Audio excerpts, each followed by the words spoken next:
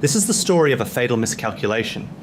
What Camilla just realized behind closed doors is that the very weapon she used to destroy her oldest enemies inside the royal family has just been quietly picked up by Prince William. For years, the reigning narrative has been that Queen Camilla successfully conquered the British monarchy. She endured decades of public hatred, systematically erased the legacy of Diana, elevated her own non-royal children into the inner circle, and firmly secured absolute control over King Charles. She believed she had mastered the institution, but an illusion of absolute power is incredibly dangerous, especially when it blinds you to the reality of who actually owns the ground you're standing on. What looked like a routine administrative update regarding royal estates and future funding structures has just crossed Camilla's desk, and the staggering implications of it have sent a shockwave through her inner circle. She is suddenly facing the terrifying reality that she owns absolutely nothing. To understand how William and Princess Anne managed to silently trap Camilla without firing a single public shot, you have to look at what happened exactly 2 years ago. This is where the story changes, not because of a leaked tabloid rumor, but because of a ruthless deployment of administrative protocol. For 3 decades, Camilla played a brilliant calculated game of institutional survival. She transformed herself from the most despised woman in Britain into the crowned queen consort. She did this by controlling the flow of information, neutralizing threats, and ensuring that Charles remained completely dependent on her validation. By the time Charles took the throne, Camilla felt entirely untouchable. The people who had once stood in her way were either gone, silenced, or pushed to the absolute margins of royal life. But there was one woman remaining who carried the institutional memory of what Camilla had actually done, and that was Sophie, the Duchess of Edinburgh. The history between these two women is rooted in moral outrage and deep institutional loyalty. During the absolute darkest years of the 1990s, when Charles and Camilla's affair was slowly destroying Diana from the inside out, the vast majority of the royal family looked the other way. Sophie did not. She was one of the very few who stood firmly by Diana's side, offering her warmth and solidarity when the institution was trying to isolate her. Camilla has a remarkably long memory, and she never forgot that Sophie had aligned herself with the wrong side of history. So when Charles became king, Camilla saw her moment to execute a silent, devastating retaliation against Prince Edward and Sophie. And she did it using the cold, bloodless machinery of royal titles. For over 20 years, it was a settled, publicly confirmed promise that Prince Edward would inherit the title of Duke of Edinburgh after his father. Prince Philip passed away. Queen Elizabeth and Prince Philip had personally guaranteed this. Edward had spent 2 decades doing the quiet, unglamorous work of the monarchy, keeping his head down and proving his loyalty, all while waiting for the title that would secure his son, James's future. But when the time came, Charles hesitated.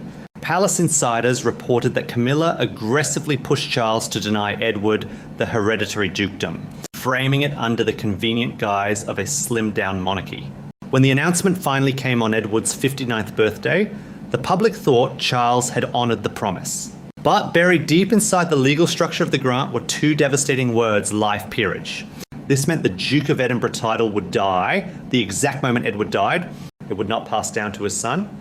James was legally and permanently written out of his grandfather's legacy before he even had the chance to speak for himself. It was a staggering exploitation of protocol, designed specifically to humiliate Sophie and remind her that Camilla was now the ultimate gatekeeper of the British crown. Camilla thought she had executed a masterpiece of institutional revenge. She had destroyed the inheritance of Diana's most loyal ally without ever raising her voice. But William and Princess Anne were watching. They did not scream.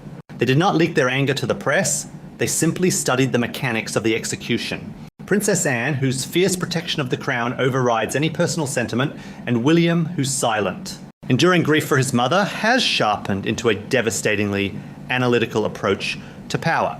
Recognized exactly what Camilla had just done. She had not just humiliated Edward and Sophie, she had accidentally established a brand new constitutional precedent.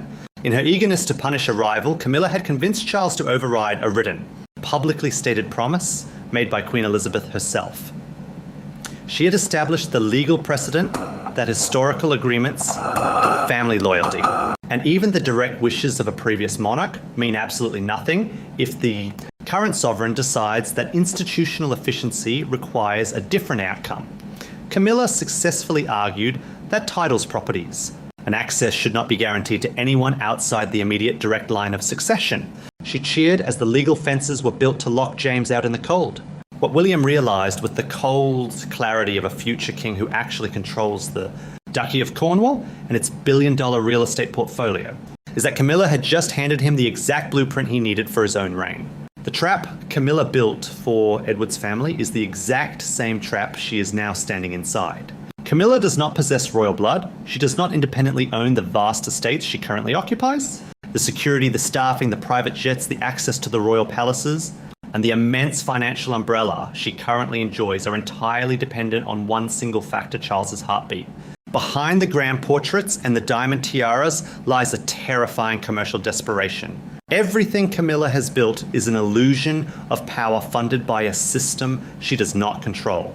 If Charles were to pass away, Camilla's status would instantly shift from a reigning queen to a royal widow holding a life peerage of her own, and the man sitting behind the desk making the decisions about what properties she can access, what financial allowance she receives, and what level of security she is entitled to will be William. The same William who watched her erase his mother, the same William who watched her elevate her own son, Tom Parker Bowles, while plotting against the blood members of the royal family, the same William who is currently standing beside Catherine, watching his wife endure her own unimaginable pressures with uncomplaining sacrifice and flawless dignity, in stark contrast to Camilla's endless PR maneuvering. The realization that is currently sending panic through Camilla's legal and advisory teams is that William does not have to be cruel to destroy her. He does not have to be vindictive. He simply has to apply the exact same institutional logic that Camilla convinced Charles to use against Edward. When the time comes, William can legally and politely evict her from the primary royal residences.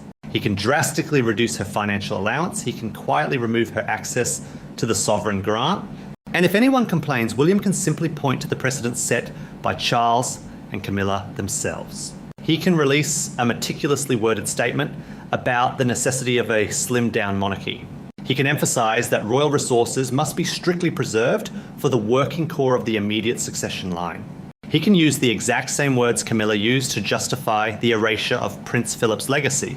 This is the silent execution of revenge. William and Anne have realized that the most devastating way to dismantle Camilla's empire is to simply follow the rules she wrote. A recent review of estate allocations and future operational budgets managed by the Duchy of Cornwall reportedly included no long-term provisions for the extended Parker Bowles family. The doors are already quietly being locked. The access passes are already being subtly downgraded. The administrative architecture of her eventual removal is being drafted in plain sight, hidden behind the polite, unfeeling language of royal protocol. For 30 years, Camilla believed she was playing chess against emotional opponents. She thought she could always win by manipulating Charles and leveraging the tabloid press. But as she looks at the reality of the estate management structures, the cold truth is finally setting in. She is not playing against emotion anymore. She is playing against the institution itself.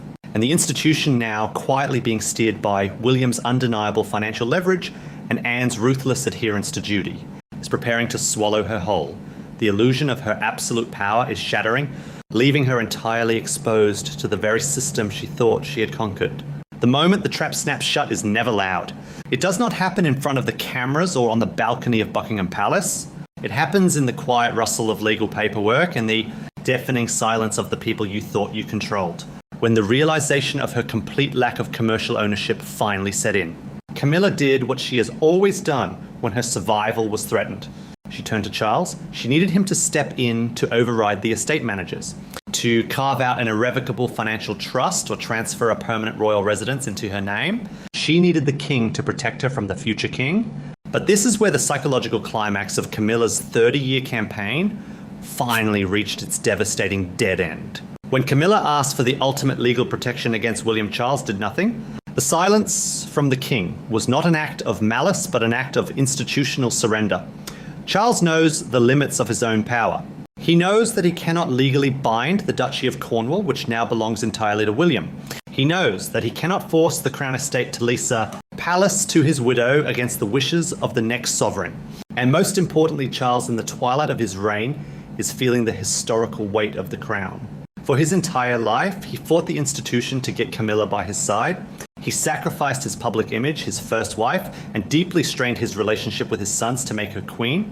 But facing his own mortality, Charles is choosing the survival of the monarchy over the financial comfort of his wife. He knows that fighting William on the structural future of the royal estates would trigger a constitutional crisis he cannot win. So he looked away. That devastating silence was the ultimate betrayal. It was the moment Camilla understood that after 30 years of manipulating the man, she'd still lost to the king.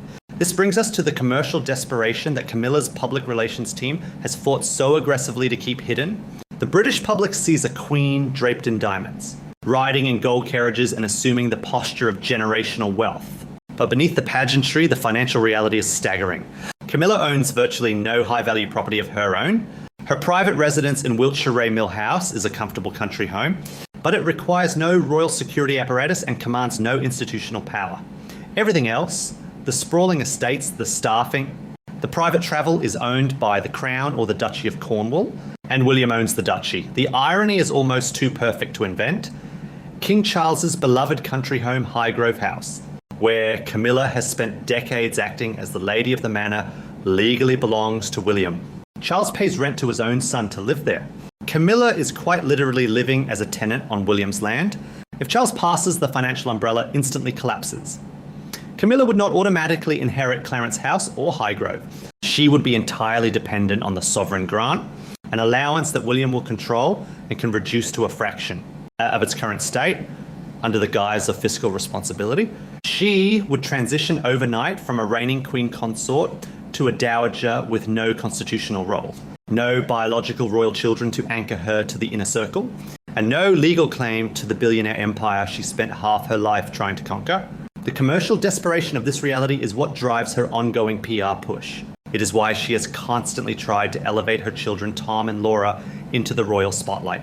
She was trying to build an independent power base, but William and Anne have systematically dismantled that base by ensuring the estate allocations include zero provisions for non-royal dependents. Princess Anne's role in this silent execution cannot be overstated. While William controls the money, Anne controls the administrative protocol of the family. Anne has never forgotten how Camilla treated the institution during the years Diana was being destroyed. She views Camilla's relentless self-promotion as a direct threat to the dignity of the crown. And Anne operates with a ruthless, uncomplaining efficiency. It is highly suspected by palace insiders that Anne is the architect behind the subtle, devastating protocol changes already taking place. These are the visual humiliations that carry profound, deeper meaning. The quiet revocation of secondary security passes for Camilla's extended family, the strict enforcement of guest lists at private royal properties, the subtle redirecting of Camilla's staff through side doors rather than sovereign entrances during routine administrative visits. These small details matter, they are forensic proof of shifting power. When a portrait of Camilla's family is quietly moved from a primary reception room to a private hallway, it is not an accident when her requests for specific items from the royal vault are met with administrative delays and requests for William's counter-signature. It is a glaring signal. What looks like routine administrative friction is actually a highly coordinated strategy to remind Camilla every single day that she is a guest in a house she will never own. And standing at the very center of this new order is Catherine. The contrast between Camilla and Catherine is the emotional core of this entire institutional warfare. Camilla fought, schemed, and leaked to the press to grab a crown she was never meant to wear. Catherine simply endured. Through unimaginable public pressure, endless media scrutiny, and her own private health battles, Catherine never complained. She never tried to outshine the monarch. She never weaponized the press against her own family. Catherine embodies the exact quiet sacrifice that Princess Anne demands and the absolute loyalty that William requires. As Camilla's illusion of power shatters, Catherine is taking her rightful place. But it is not just Catherine's ascension that haunts Camilla. It is the undeniable resurrection of Diana's legacy. For decades, Camilla and Charles's PR machine worked tirelessly to erase Diana from the institutional memory. They painted her as unstable, minimizing her impact and attempting to rewrite history with Camilla as the steady, stabilizing savior of the monarchy, but William never forgot. The silent retaliation is not just about protecting the royal estates. It is about restoring his mother's rightful place in history. Every time Catherine steps out wearing Diana's most iconic jewelry, pieces that Camilla was never allowed to touch, it is not just a tribute.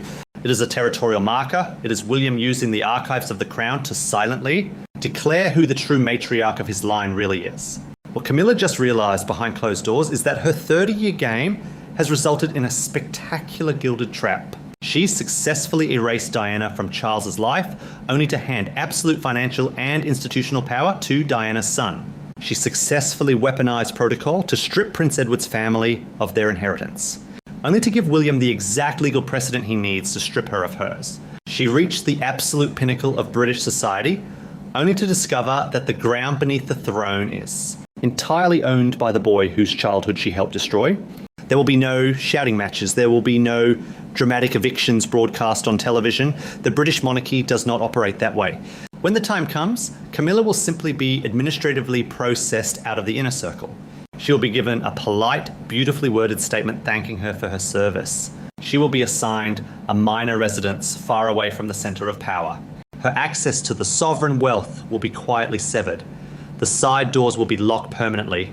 And William, standing beside Catherine, will continue the business of the crown, looking forward, completely unbothered by the ghost of a woman who thought she could outsmart. An institution that has been destroying outsiders for 1,000 years. Thank you for watching this deep dive into the shifting power dynamics of the royal family. If you want to understand the hidden mechanisms of the monarchy and the stories the palace tries to keep quiet, make sure to subscribe and leave your thoughts in the comments below.